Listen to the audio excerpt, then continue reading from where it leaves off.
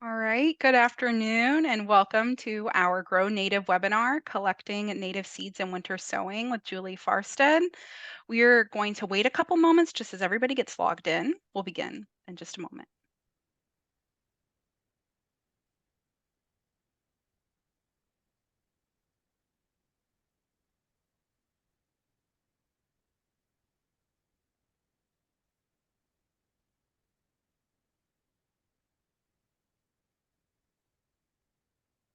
All right, good afternoon.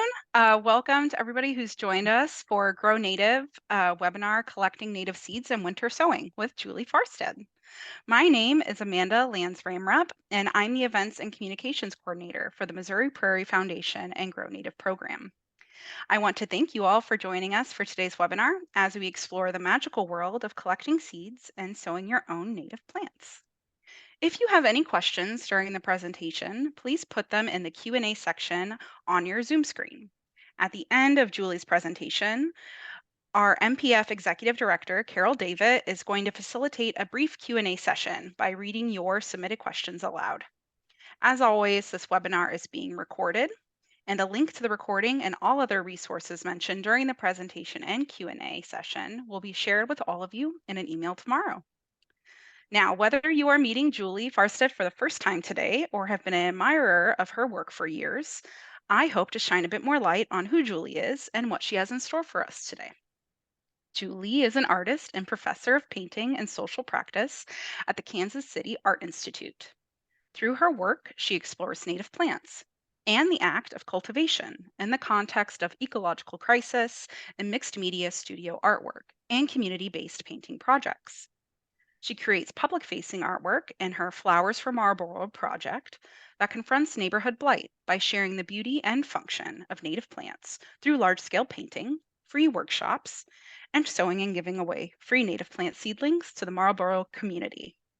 Her oil paintings on panel, including her Wildflower Revolution, Emergence, and Bewildering series, explores the intricate forms of native plants of the Midwest and is represented by ZG Gallery in Chicago and Sherry Leedy Contemporary Art Gallery in Kansas City, Missouri.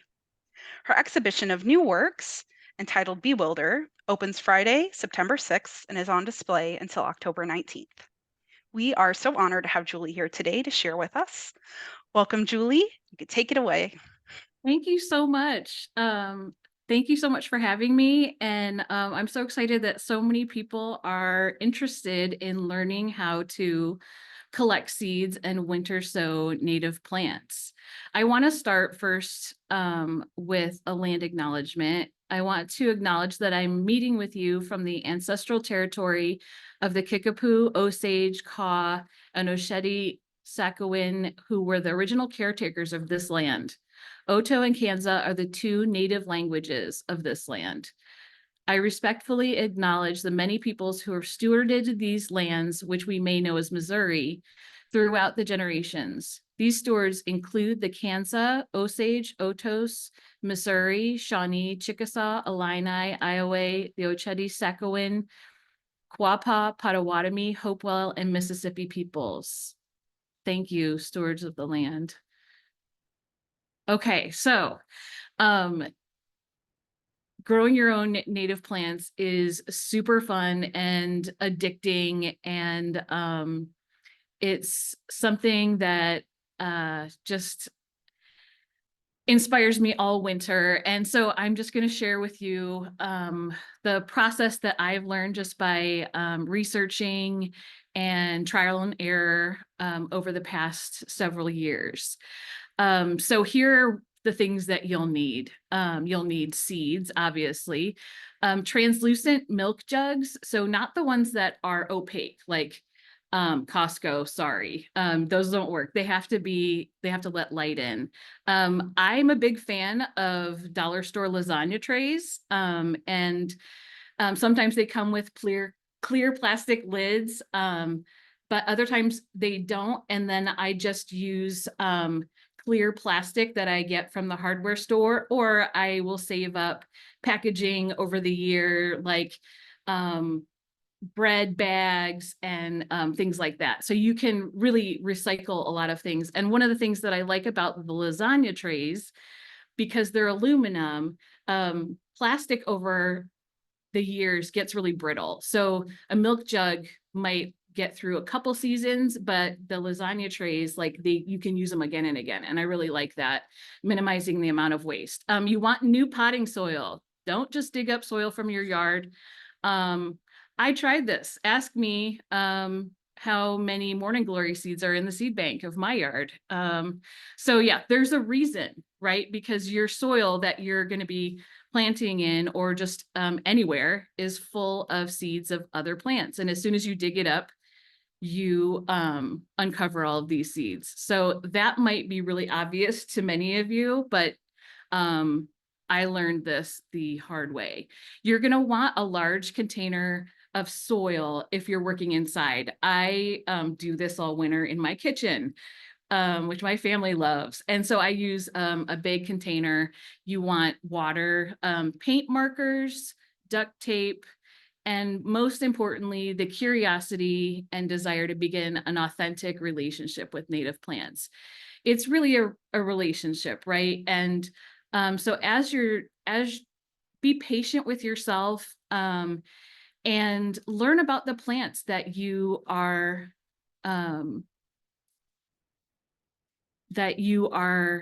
collecting and want to plant in your yard. And this is a quote that really spoke to me. Never take the first plant you find, as it might be the last. And you want that first one to speak well of you to the others of her kind. Okay.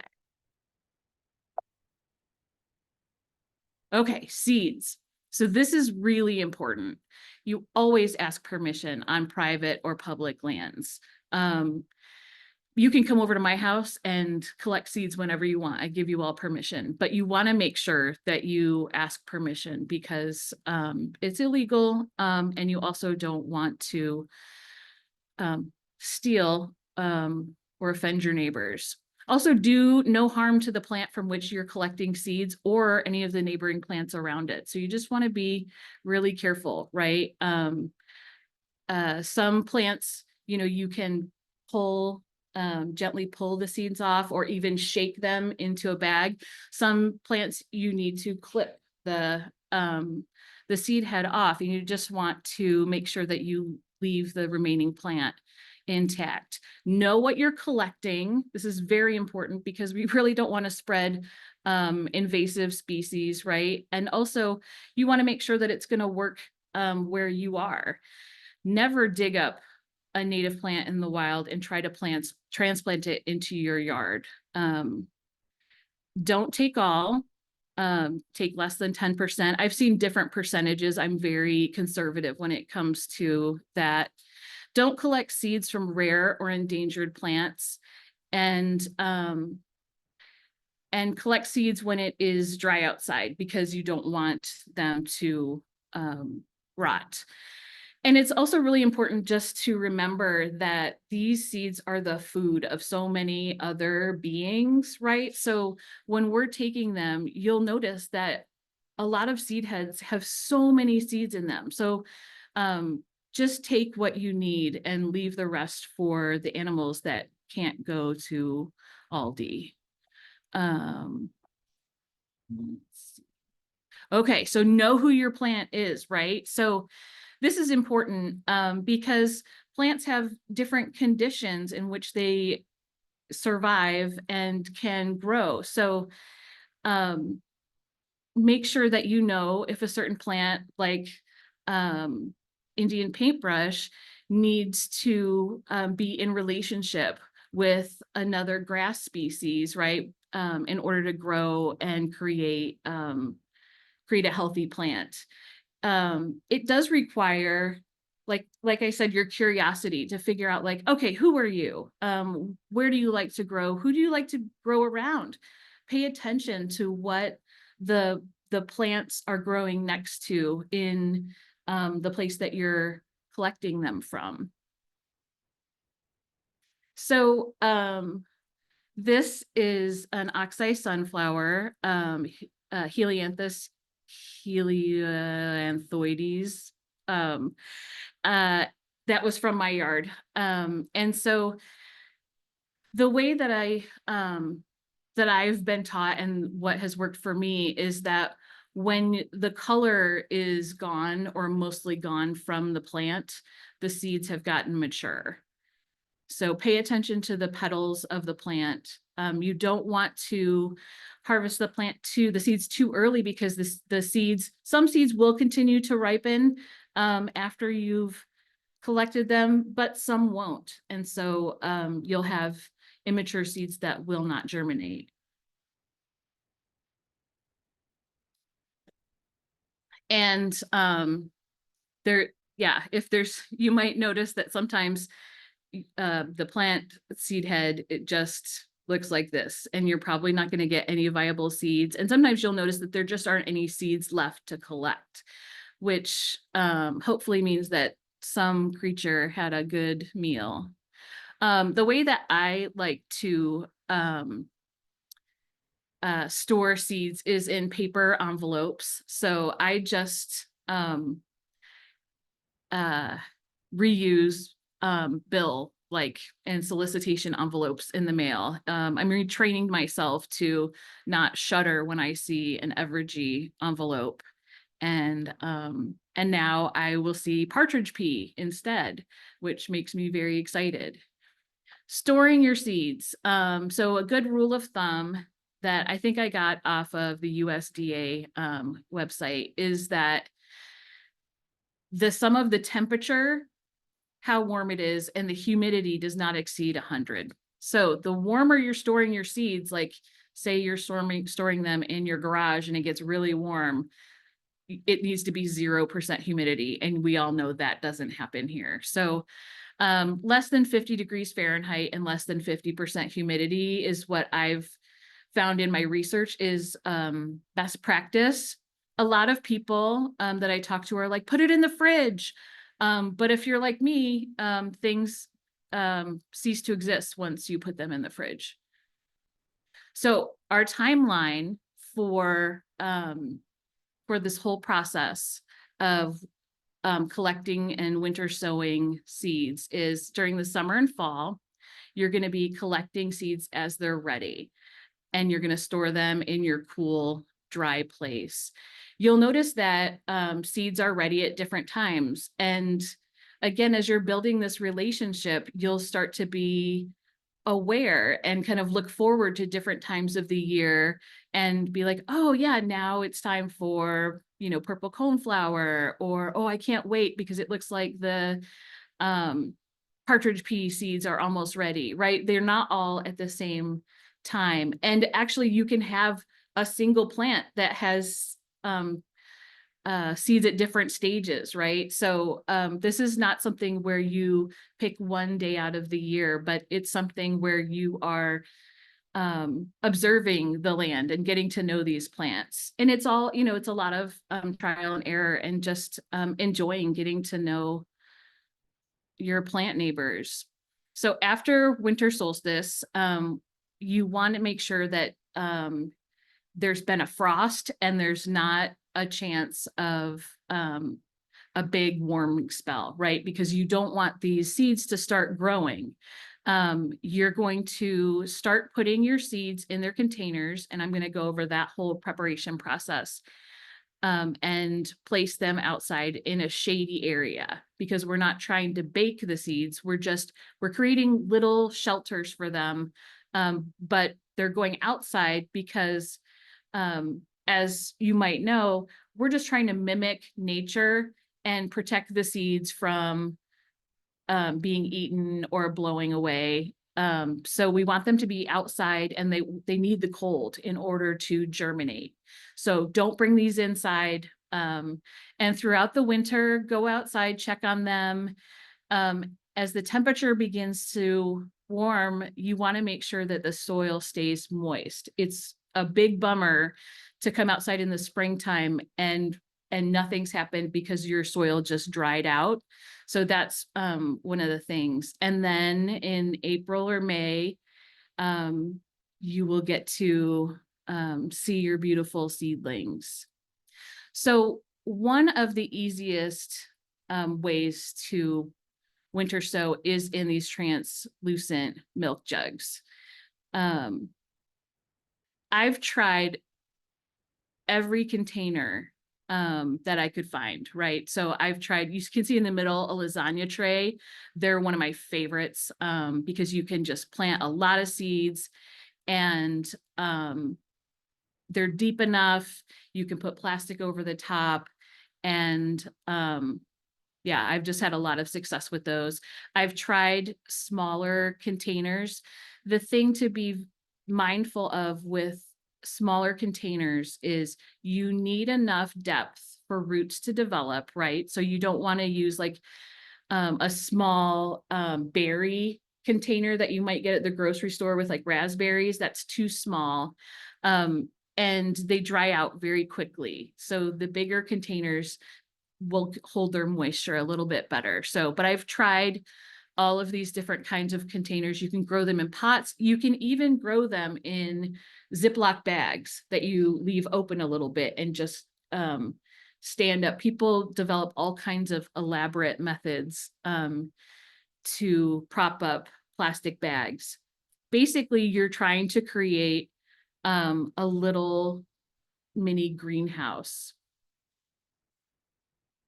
So you want to make sure that whatever container you're using, it has to have drainage holes in the bottom. So, and you can use a drill, a knife. Some people like to heat up like the end of like a knitting needle and like poke in there, whatever. I just used a kitchen knife and cut into it. And then what you're going to do, I'm using this smaller milk jug. I don't love these, they work, but I prefer the bigger ones. But you're going to cut around from one side of the handle around the long way to the other side of the handle, and you're wanting to keep it attached. And so this is what you'll sort of have. It reminds me of this big mouth. This is the potting soil I use. It's important to get a decent potting soil because you might notice that a lot of potting soil is like sticks. And so this is what I've been using. And then I dump it into this giant container in my kitchen. And then I use the spray thing from the faucet to add a lot of water. And then I stir it with my hand.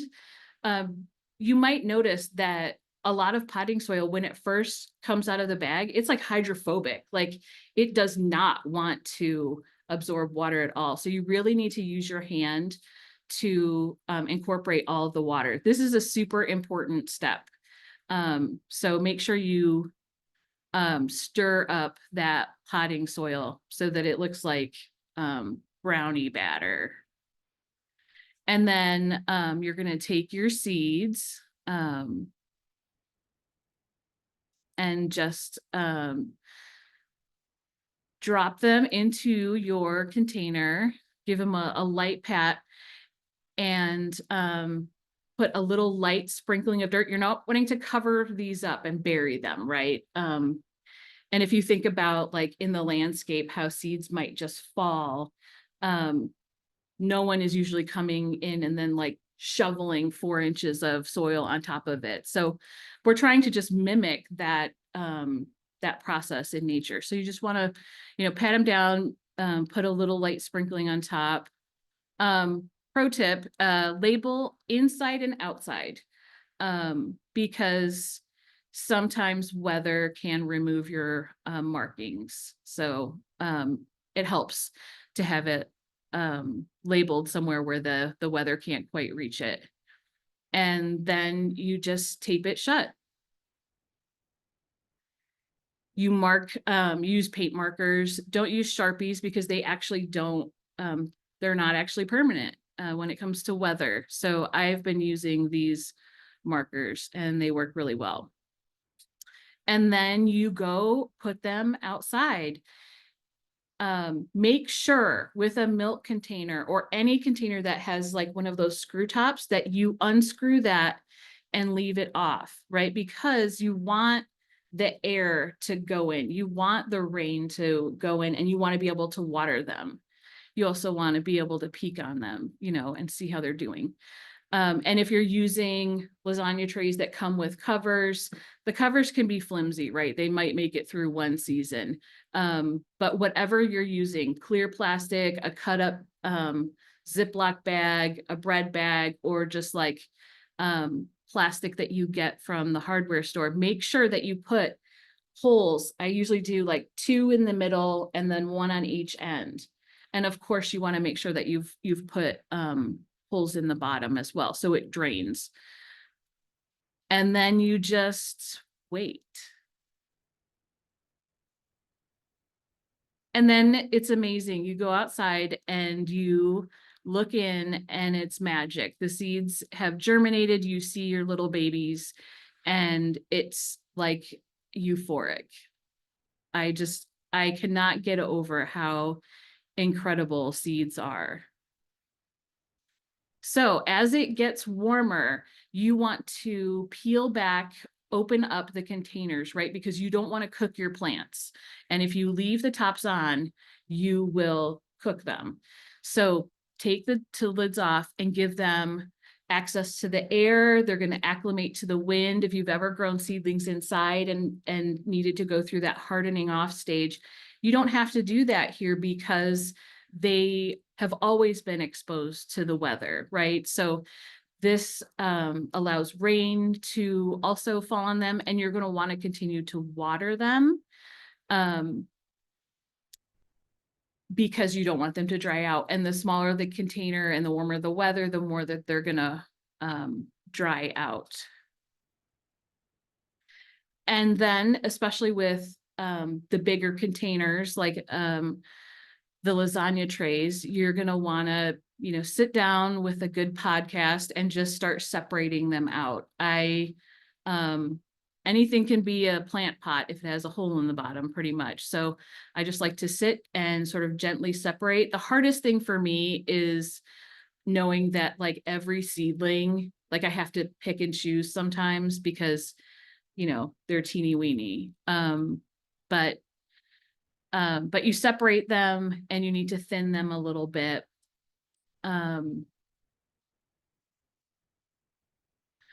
And then you can turn your backyard from, European grass to this beautiful oasis that is shelter and food and sustenance for so many creatures. And so this is my backyard, actually. The picture on the left is, I think, the second year. And so you can see, like, this is just like a small amount of the seedlings that I grow because this is where I filter all my anxiety. And so I just love, separating them. And then, you can separate them and plant them immediately. Some people like to take the whole hunk out of the milk jug and just plant that right into the ground. And you can do that. You'll still have to thin the seeds. Something that I do also to prepare the area that I'm going to plant in is I choose an area and I'll cover that area. I'll mow it down and then I'll cover that area with plain cardboard. You don't want cardboard that has any printing or writing or tape on it. And so you put that down and then I put a couple inches and I wet it. You want to soak it so that it's like paper mache, right? Soak it wet and put soil on it. And then you can plant right through that. And so sometimes when I'm winter sowing, I'll put that winter's seedling pots, like the milk jugs and lasagna trays, on top of the cardboard area where I'm going to be sowing if it's out of the direct sun, just to help kind of kill the grass that's in that area. And then also as I'm kind of, laying out these different trays, I am killing the grass underneath. So then I can just plant right where the trays were. And I wanted to just share another Robin Wall quote because it's so beautiful and meaningful. Know the ways of the ones who take care of you so that you may take care of them. Introduce yourself. Be accountable as the one who comes asking for life. Ask permission before taking. Abide by the answer. Never take the first, never take the last. Take only what you need. Take only that which is given. Never take more than half. Leave some for others. Harvest in a way that it minimizes harm. Use it respectfully. Never waste what you have taken. Share. Give thanks for what you have been given. Give a gift in reciprocity for what you have taken. Sustain the ones who sustain you, and the earth will last forever. Okay. So I think I talked pretty fast, but I am ready to take questions. Thank you, Julie. That was excellent. We do have quite a number of questions, Okay. and I will try to kind of organize them in a logical way. Could you go back a few slides? There was one attendee who wanted to see where you stored the seeds outside. So if you could go back. They're just in my backyard. Like they're just all in the yard in a shady spot. So yeah, I just store them along the side of my yard where my neighbors shrubs and trees kind of shade them a little bit. Some people put them on their deck where their house shades them a little bit. But you don't have to be super specific about it. You can put it on concrete, you can put it on your deck, you can put it on the grass. I've done all of those things. So the most important thing is it's just somewhere where you're going to remember they're there and come out and take care of them every once in a while. Mhm. Great, thank you. And if those, for example, what we see on the screen now, the lasagna trays or the milk jugs, if they were to freeze solid in the winter, is that okay? Oh yeah, because remember that's just happening in nature, right? So the freeze is all part of it. That is a healthy part of their preparation for germination. Yeah, like if we think about what seeds, how amazing they are, they go through animal digestion, they go through all kinds of weather. So don't worry about freezing. Yeah, that's a great question. Do you ever have any problems with rodents or squirrels getting in?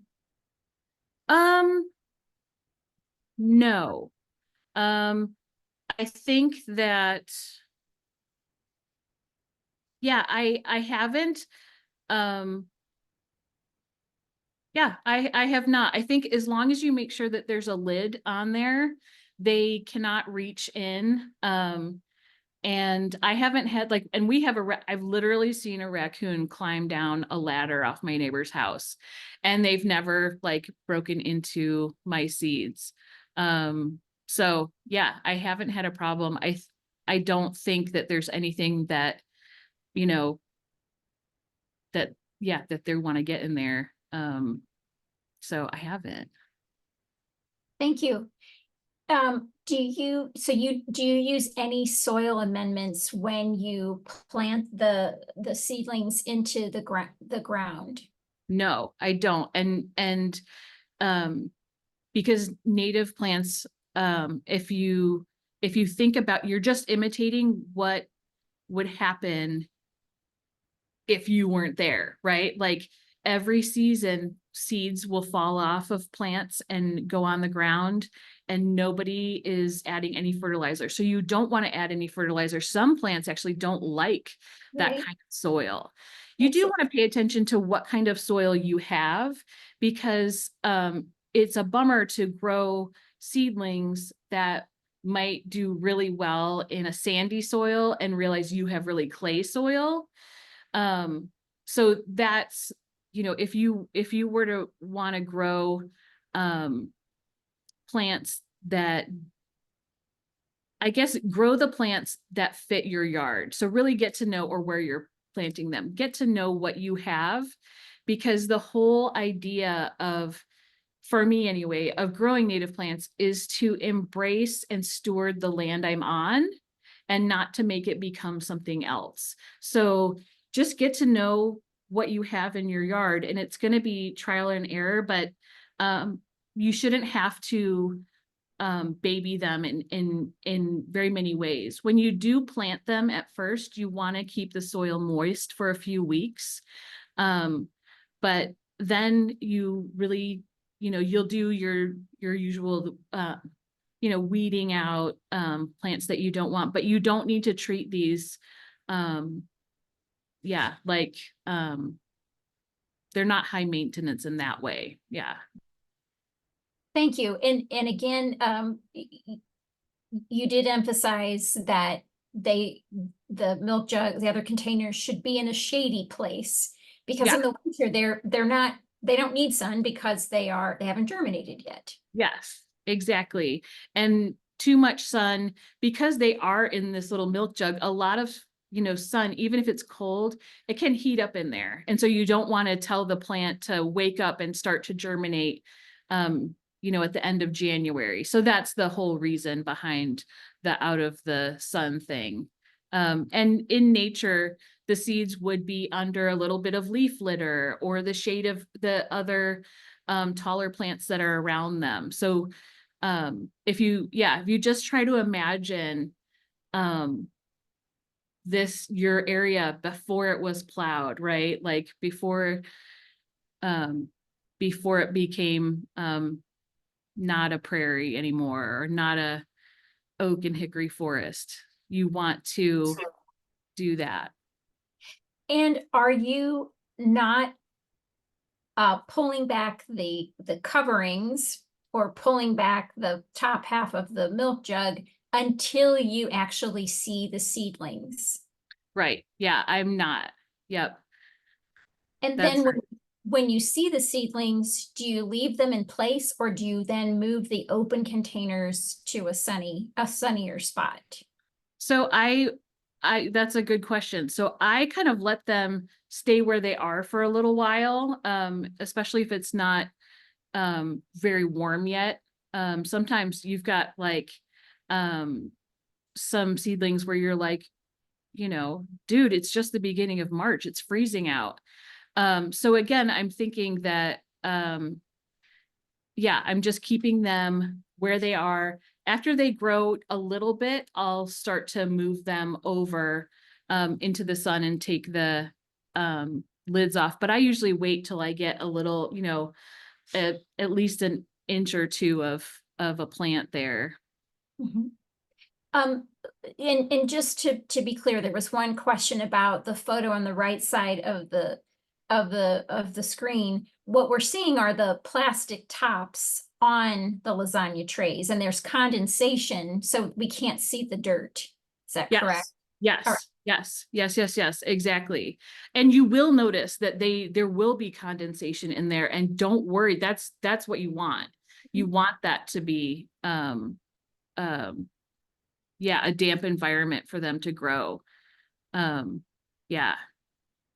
There are a couple questions about, do you always tape the containers shut, like the milk jugs? One person has had success leaving them untaped, but that might have just been a one-off. Have you ever tried them, not taping them shut? So one thing that some people do is they'll cut the lid off completely, and then they'll cut like a slit on either side and just fold, like have the top just go over the bottom, or go inside of the bottom, and that can work too. I just have kids running around in the backyard, and so I just want to make sure that they can't get knocked off. But you don't, I mean, the lid is just there really to make sure that your seeds don't get eaten by birds. So you don't actually need a lid, but it gives you a little bit better success rate. So yeah, if the lid comes off, um, it's nothing, you didn't do anything wrong. It's just that you've you've dinner has been served to whatever birds are visiting you. I would think the lids might also help deter squirrels. I know where I Yeah, live, that would be an issue. yeah, Um, absolutely. and couple questions about the kind of potting soil. I mean, there's a whole range. Some potting soil has peat, and peat, of course, it releases a lot of carbon into the air when it's harvested. Any comments about the kind of potting soil? And also, there's a question about, is there a minimum depth of soil that you're using? Yeah, those are good questions. So, um, the peat,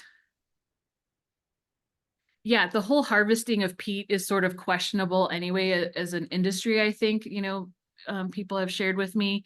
And so I get the fertilome. I've gotten and you don't want it with any additions, like, I don't know, like sometimes there's like fish parts or whatever in there, whatever. You don't want any of that. I just use that red fertilome bag. But I've also uh and you don't want anything that has like Miracle Grow, where it's got some sort of secret ingredient and fertilizer in it. um you want something that doesn't have a lot of sticks, and the peat does not hold. It's really hard to get water into it. You really have to mix it in if you get something. So this is what I've had a lot of success with. Thank, Um, thank you. yeah. And I'll just put in a plug too, that some of our Grow Native professional members who have uh, businesses that are related to native plants and seeds may sell mixes without peat. So you might want to check them out too on our website. And I'm glad you're going through these slides again, because someone else had a question about the markers and the Yes. Okay. colors. Yes. Um, so these are the best markers in the whole wide world. My students love them for making art with. I'm an art professor, but also these have been they've survived the weather. So I use these, um, and you can get them at art stores. You can get them online. They're just acrylic paint. So what you don't want is an alcohol-based marker. You want like an acrylic paint marker, because um, it'll just adhere and stay on through the whole season. Thank you. And again, I'm sorry if I might have missed it. Did you have a minimum depth Oh, recommendation? I forgot to say that. Yes. So the lasagna trays are usually about 3 inches. So you want to make sure you're not getting the one that's just like the 2-inch ones. You want to get the one that's like, I'm making a turkey dinner or whatever. So 3 inches, because yeah, you don't want them to dry out too quickly. So about 3-inch minimum. Yeah. Yeah. And Yeah. it's not an issue if you use more. It's just you won't have as much to go around. Exactly. And the less the shallower they are, the less moisture they hold, the less. So the good thing about the milk jugs is they give you a little bit of space to put like 4 inches of dirt in. And so that's good. Yeah, more is not bad for any reason. You just want to make sure when you're watering it, you're putting enough water in. Thank you. And then again, just there's quite a few questions here. There's a lot to think about. Yes, many variables. So in the winter, for watering in the winter, you're just any advice on how frequent? I assume it's your backyard, so you're there a lot. You're kind of monitoring. feeling with your finger? I mean, can you give a little bit more guidance on how often you might water? Yeah, honestly, like if your soil is nice and I hate the word moist. Oh, but I keep saying it. But so if your soil, if you've really mixed a lot of water in and you put them out, like January, I never have to add water. February, I never have to add water. If for some reason there's a weird early spring, like in February, and there's a thaw, that's when I would go out and check and water.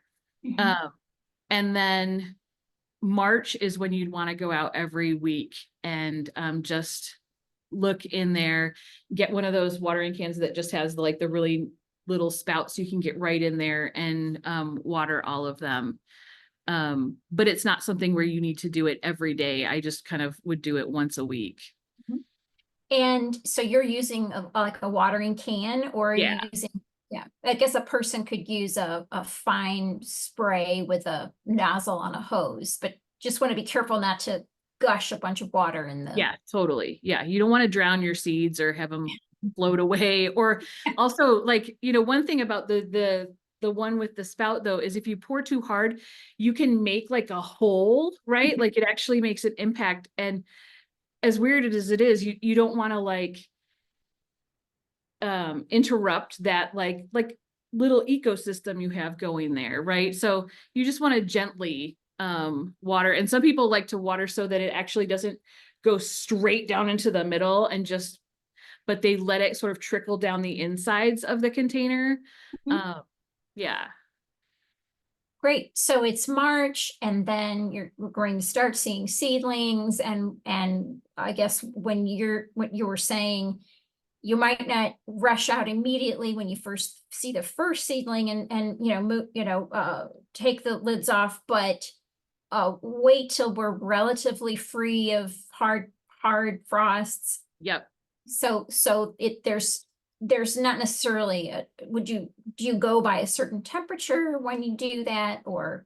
I think for me, it's like when it's in the upper 40s, I think, is when but you're just sort of like paying attention, right? And chances are you won't need, because it's going to be snowing too. So the snow will come and that waters your plants for you. So a lot of times it really depends on the precipitation that has happened, right? Recently or over the winter.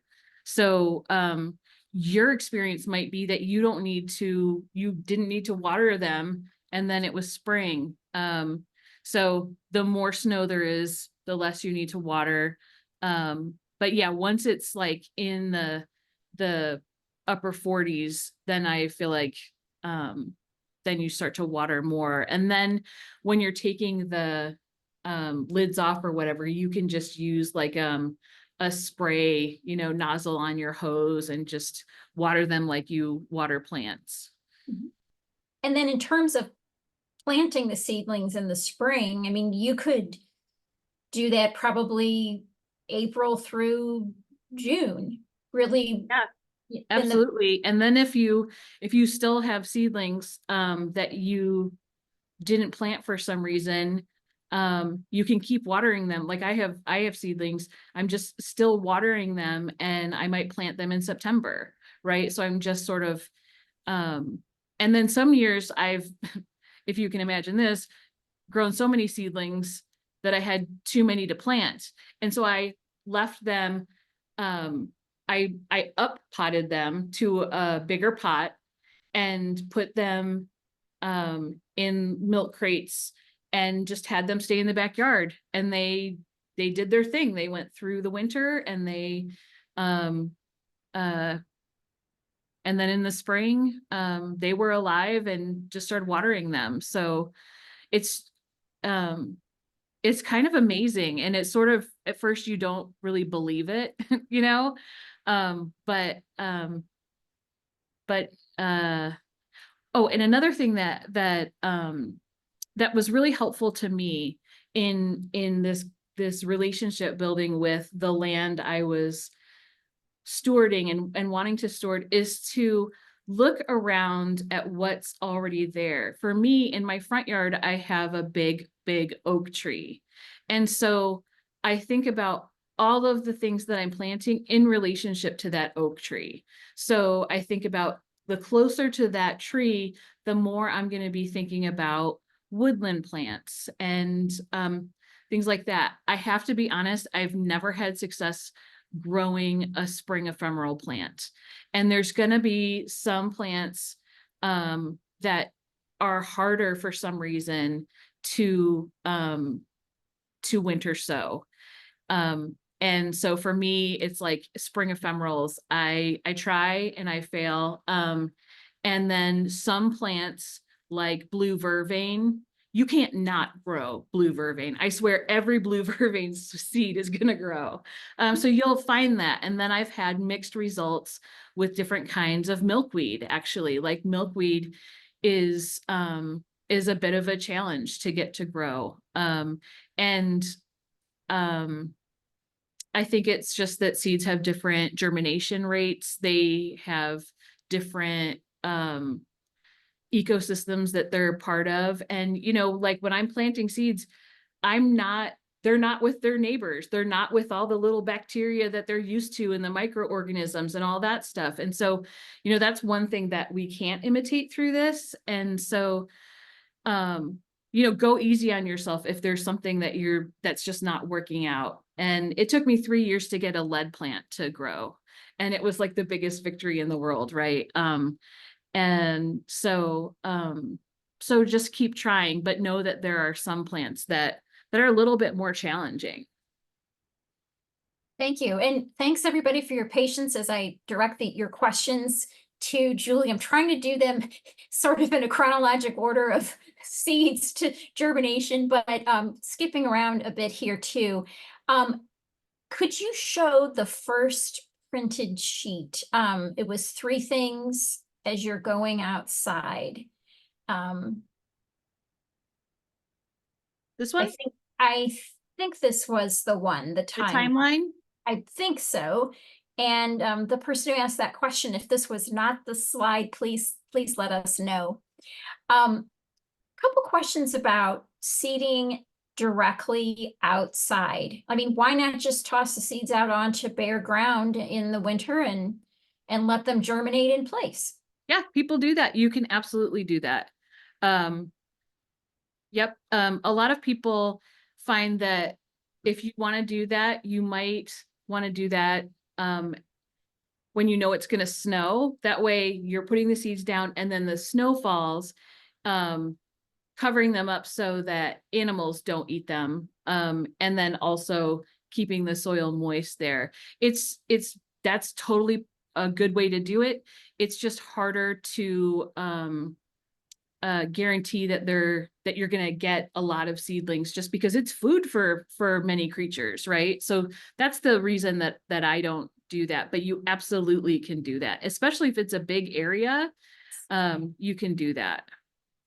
Yeah, absolutely. You can control the variables, and you also then can control your design as well.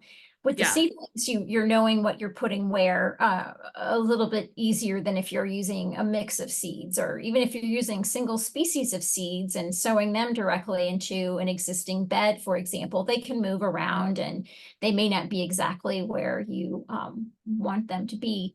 How important it is to remove fluffy parts of seeds, like many of our composite seeds that have the little parachutes. Do you remove and maybe talk a bit about seeds that are encased in a pod, how you are extracting the seeds and So sowing them?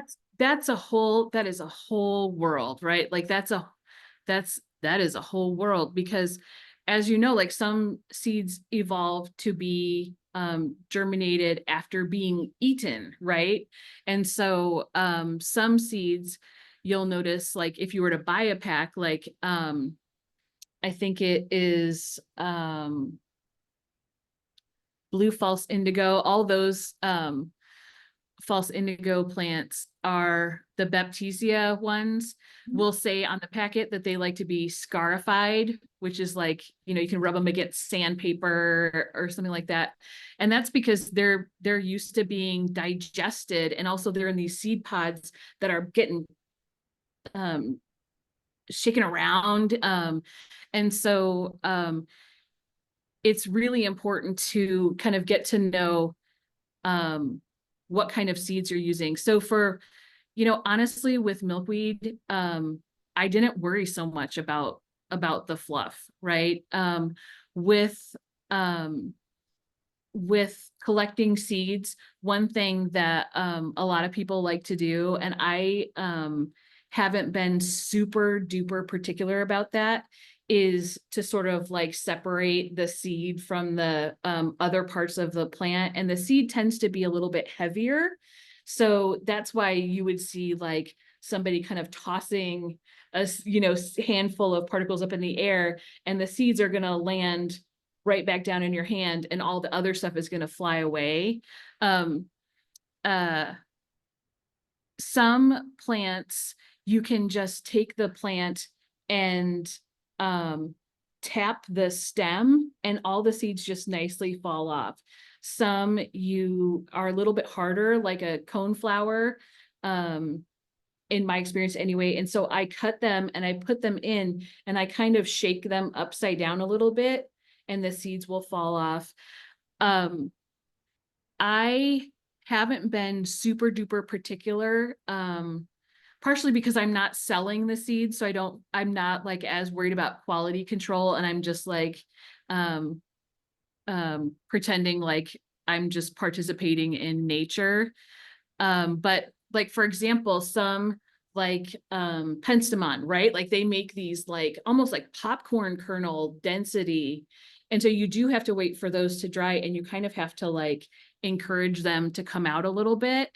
And if you were to plant, if you weren't to let it dry and open a little bit and kind of shell them a little bit,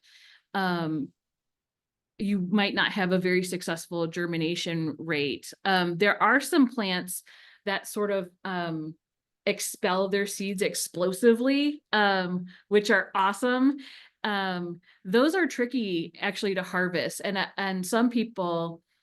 So I don't worry about those, because but what you can do is when you identify where they are, you can take like a little translucent sachet, right? Like, and you put that gently over the flower, and you just remember where you put it. Some people put flags up or whatever, so they can see them again, and let the plant sort of explode there. And a couple weeks later, you can come back and get your seeds.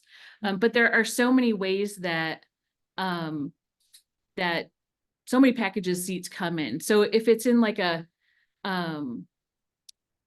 like partridge pea, right? Looks like it's in like a dried green bean, those I want to separate out. I'm going to crack those open and separate those out. And I just encourage people to really observe and look at what they're collecting, and learn to identify like what's the seed and what's not the seed, and look at all the subtle differences, and and get to know them. And so sometimes it takes a little bit of research. And also sometimes if you're going out and kind of all you're seeing is seed heads, that might not be the best time for you to collect if you're not super familiar with what the seed head looks like, right? Because sometimes there's a huge difference, like Illinois bundle flower, right? Like make the most amazing seeds in the whole wide world. If you just saw the seed, you might never know what flower made that, at least I didn't at the beginning. So it is about sort of building a relationship, and then put them in your hands, like feel what happens when you crack them open, look at, what they look like. And you're not going to hurt them. Just remember, these are used to being eaten and surviving huge storms and all kinds of weather. So I just encourage people to, if you get a seed pod and you're not sure what to do, start to experiment, right? Like, and figure it out. I just do it. I've just kind of trial and error, Could you go back to, you had a really good slide showing the Helianthus helianthoides, and yes, you did say it correctly. There were a couple questions. Suppose you are collecting a seed head that looks like the rightmost photo or rightmost pod on to the right of what you Mhm. circled. If there are still seeds in it, of course, they should be Absolutely. viable. Yeah. You were Yeah. just, it's just that at that stage, many of them may have already fallen out. Totally. Correct. Right. And so you might just get really disappointed because there's no seeds left. Right. And yeah, so I just know with the one that I've circled that there's definitely gonna be some viable seeds in there. Uh, but the more you do it and the more you're able to identify, like you could pick this up and like a lot of times if you were to kind of draw your finger across the top of the seed head, you can easily see, oh yeah, there's still some stuff there. That's totally fine, right? And then sometimes you're like, hello, hello, hello, and there's nobody, there's nothing left in there. So it's just um yeah, just a little bit of observation. There was a question from Alex who asked about good resources about seed collection that include pictures. And I want to know if you have advice, Julie, but also want to let our listeners know that if on the Grow Native website, we do have a page showing photos of seeds and seedlings for about, oh, I don't know, 20 or so fairly common prairie plants. And as you were saying, Julie, about, recognizing the seedlings, what do the seedlings look like? That resource can be helpful. We also have information on seeds that need scarification and ones that don't. So we'll share that in a link. We still do have a number of questions about the cardboard and the timeline, and we'll get to those in just a moment. But a few more questions about seeds. Can you provide, or sorry, Julie, did you want to say anything more about resources for seed collection?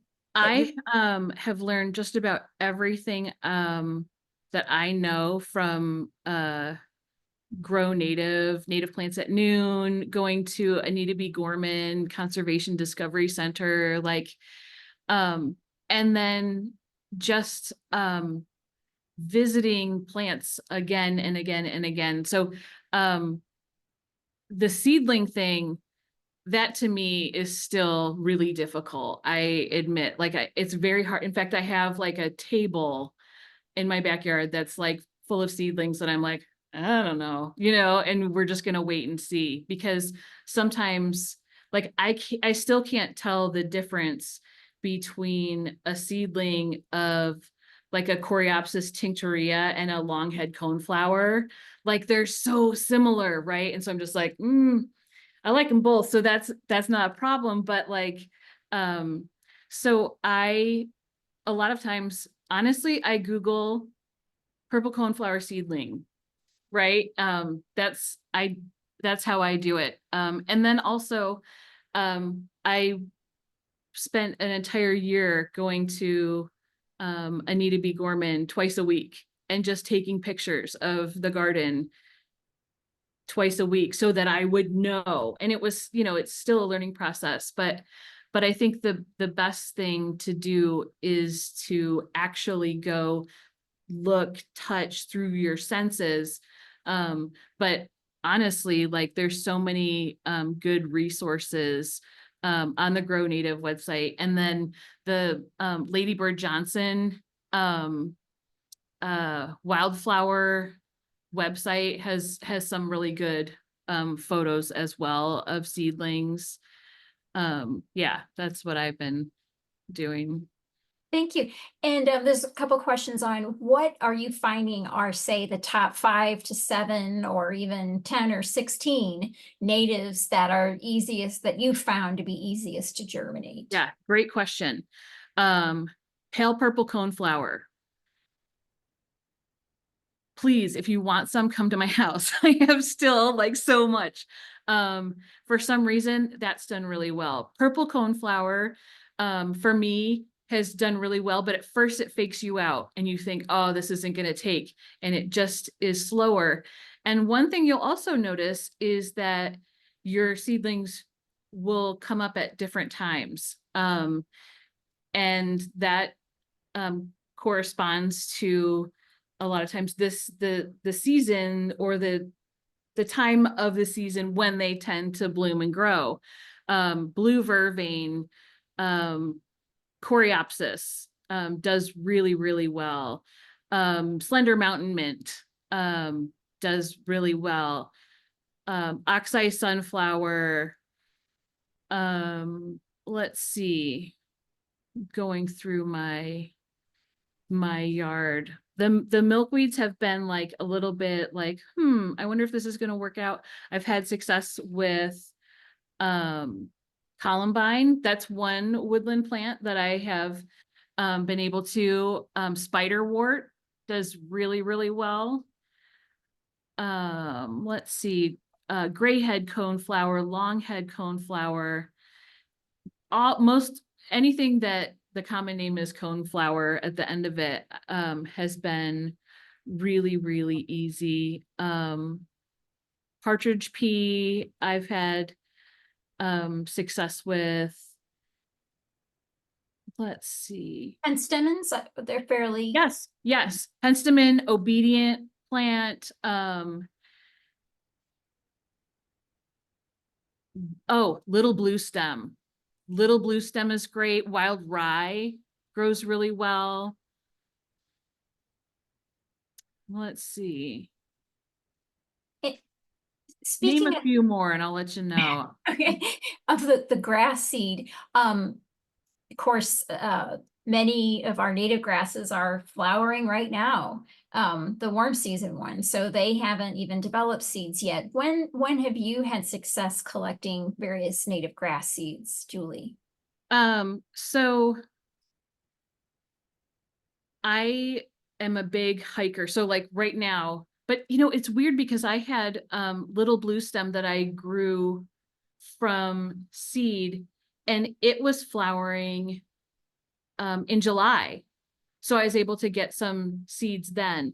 My wild rye right now, I could go out and get some. And in my experience with something like some of the grasses, I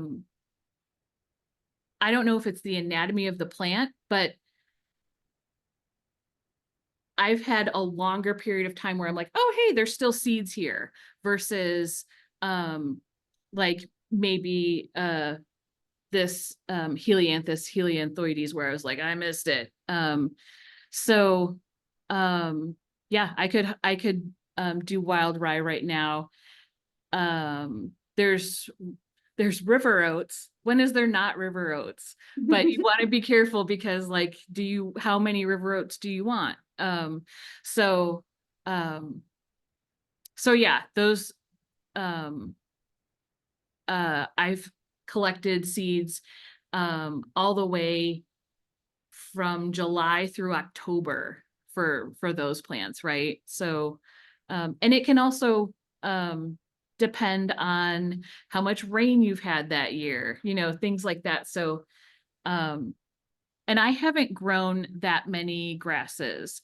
I've grown little blue stem, and obviously wild rye. Carex grayi is like, I've grown that. Woodland sedge, no, boo, I was not able to grow any of that. But I am a big hiker and I love to just go and observe. And I've noticed that all the way into the fall, you can still be collecting seeds, but because I don't have as many of those in my yard, I haven't been harvesting those as much. I know it's a little bit after 5, but if you're willing to stay with us, Julie, to answer a few more questions, we've got really great questions. Back to the cardboard. I think there's some questions about putting soil or mulch on top of the cardboard, and I think what you were conveying is that the cardboard is to basically smother the Mhm. turf underneath, Yep. and you recommend wetting it, making it really sodden like paper Yep. mache. But you aren't necessarily putting soil on top. You're then digging through it and then planting the seedlings in the soil under the cardboard. Is that correct? I put soil on top. You do put And soil yep, on top. I do. So the cardboard is like a barrier and it kills. And then I put soil on top and then just dig right through that. And I Okay. haven't done mulch uh because many times there's like dye added to mulches. I've researched and some people like to put wood chips on, but I'm just trying to like fit it in with what was there. And so yeah, I'm just using just soil right out of the potting soil bag, spreading it, wetting it, planting right through it. Very good. Thank you. Yeah. Can you it maybe go back to the timeline photo, and that might answer some questions while thank you. And you were talking about after, oh yeah, there was a question about after the summer solstice, begin putting your seeds in containers and placing them outside in a shady area. So this is after the winter solstice. Is there a point beyond the winter solstice when you think it would be too late to start doing this? Yes. Um certain seeds, so this is a get to know your plant situation, because there are some seeds that if you were to buy them in a store will say needs 6 weeks cold stratification. So that would be that you would want to make sure that you have 6 weeks of winter time, see, cold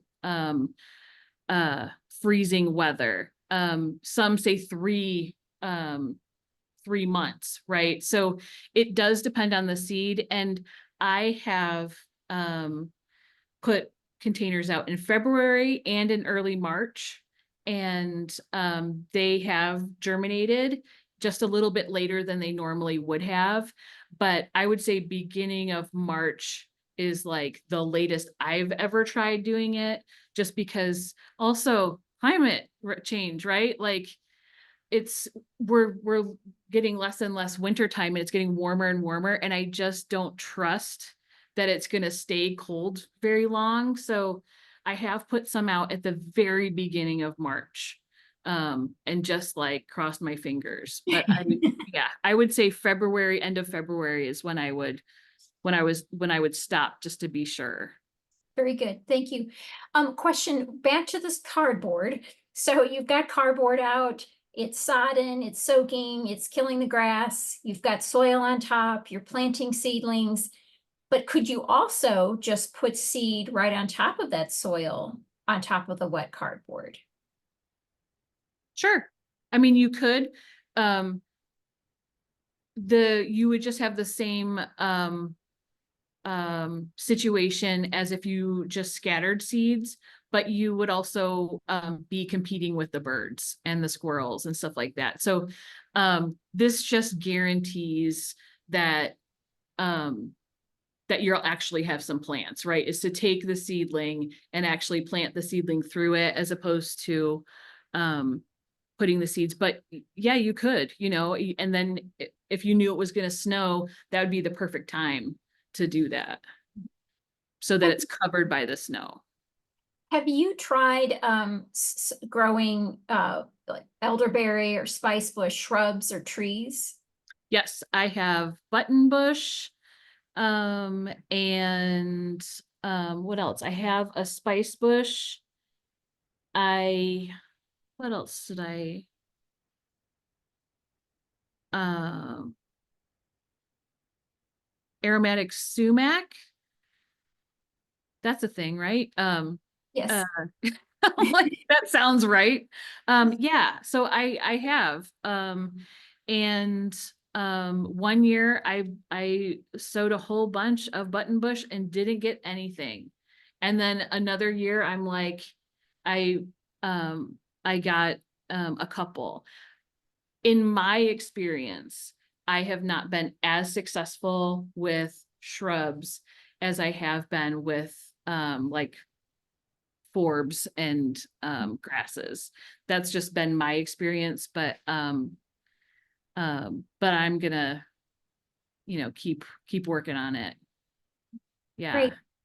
Just one final question, or a comment, which I think is a really good point. Chris says, I was told that the adage sleep, creep, leap for native plants is the idea that it takes 3 years for the plants to grow and bloom. And I think that still is a pretty good rule of thumb, even if you're, doing this in your backyard.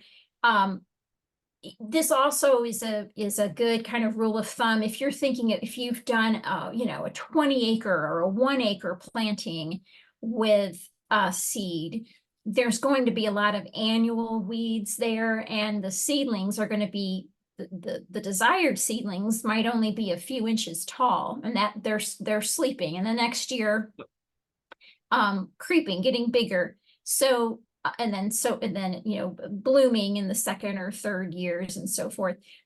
But Julie, of course, when you're getting them to the seedling stage, and then say you're planting them in April, say some might bloom that first year, but some might not bloom for the second or third year. Is that your experience? Yeah, and also there are plants that are like that even in the wild, they don't bloom their first year, right? So yeah, you're just patient with them.